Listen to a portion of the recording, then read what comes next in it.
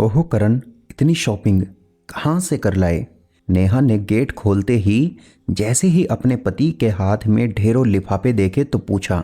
कुछ नहीं यार, गर्म कपड़ों की सेल इस बार जल्दी शुरू हो गई, बस देखा और ख़रीद लाया। फिर मेरे कई स्वेटर ढीले और शेपलेस हो गए हैं। करण ने सोफे पर लगभग फैलते हुए और सेंटर टेबल पर लिफाफे फैलाते हुए कहा।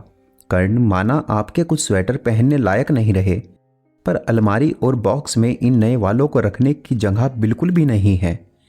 मैं आपके वह स्वेटर निकाल रही हूँ जो आपने पिछली 2-3 सर्दियों में एक बार भी नहीं पहने, ताकि इन सबको रखने की जगह बन जाए। नेहा ने कर्ण के आगे चाय का कप रखते हुए कहा। ठीक है, तुम चाहे जो करो, पर मेरे यह सब वूलन मेरी कबर्ड में मुझे हैंगर्स में चाहिए।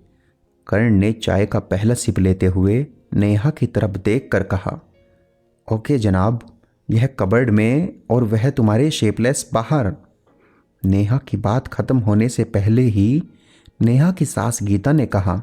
नेहा, जो निकालो वह सब कल ही रेलवे स्टेशन के पास बैठे गरीबों में बांटाना। मम्मी, पिछली बार जो मजदूरों की बस्ती में देकर आई थी, हफ्ते बाद मैं वहाँ से निकली तो देखा कितने गर्म कपड़े वहीं इधर उधर पड़े थे उनकी ईंटों की झोपड़ियों में। शायद उनको इन गर्म कपड़ों की कोई कदर नहीं। नेहा ने बड़ी नाराजगी से वाले अंदाज में कहा। तुम ठीक कह रही हो बेटा, वह इसलिए कि तुम अप्रैल के फर्स्ट वीक में देकर आई थी, जब गर्म कपड़े पैक करते हुए तूने बेकार कपड़ों को दोबारा पैक करने की बजाय गरीबों को देना उचित समझा था। गीता ने नेहा को याद करवाने की कोशिश करते हुए कहा। पर मम्मी, यह तो मैंने अच्छा ही किया था। तूने बच्चे बिल्कुल अच्छा किया था, पर ज़्यादा अच्छा होता अगर इन्हें हम दिसंबर के शुरू में निकाल कर दे आते। क्या मतलब? नेहा ने थोड़ी हैरानी से प्रश्न किया। फिर वह उन सबको पहन पाते। दिसंबर जनवरी की ठंड में वह गर्म कपड़े उन्हें ठंड से बचाने में मदद करते। जब तुम देकर आई तो उनका उस साइट पर काम खत्म हो गया होगा, फिर उन्हें अगली जगह या शहर में जाना पड़ता है मजदूरी करने के लिए। वह अपनी गठरी में 1 या 2 जो ले जा सकते थे वह ले गए होंगे, बाकी उन्हीं झोपड़ियों में छोड़ गए। बेटा, गरीब उतना ही रखता है जितनी उसको ज़रूरत होती है।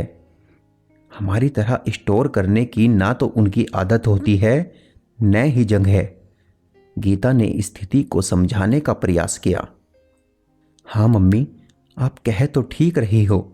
हम गर्मी सर्दी के कपड़े किसी को देने के लिए अपनी सुविधा से निकालते हैं, यह देखकर नहीं कि इनकी उनको कब ज़रूरत है। नेहा ने विचारते हुए से कहा। हाँ बेटा, एक बात और, हम गर्म कपड़ों का दान करने के लिए लोहड़ी संक्रांत जैसे त्यौहार का इंतजार करते रहते हैं, जबकि कड़ाके की ठंड तो अब पड़ रही है। इसलिए कल जाते हुए जो संक्रांत में देना है वह भी लेती जाना। गीता ने कहा। मम्मी, आपने यह सब मुझे पहले क्यों नहीं बताया? बेटा, हम बड़े लोग यह सोचकर चुप रह जाते हैं कि बच्चे कहेंगे इतनी ठंड पड़ रही है, बाहर कदम रखने का मन नहीं करता और मम्मी को दान पुण्य की पड़ी है। गीता ने प्यार से कहा। हाँ मम्मी, आप ठीक कह रही हो। हम नौजवान बहुत मूडी और सेल्फ सेंटर्ड हो गए हैं। कोई बात नहीं बेटा, जब जागो तब सवेरा। अगर आपको हमारी कहानी पसंद आ रही है तो कहानी को लाइक व शेयर करें और हमें कमेंट करके बताएं कि आपको कहानी कैसी लगी, और हमारे YouTube चैनल को सब्सक्राइब करना बिल्कुल भी न भूलें।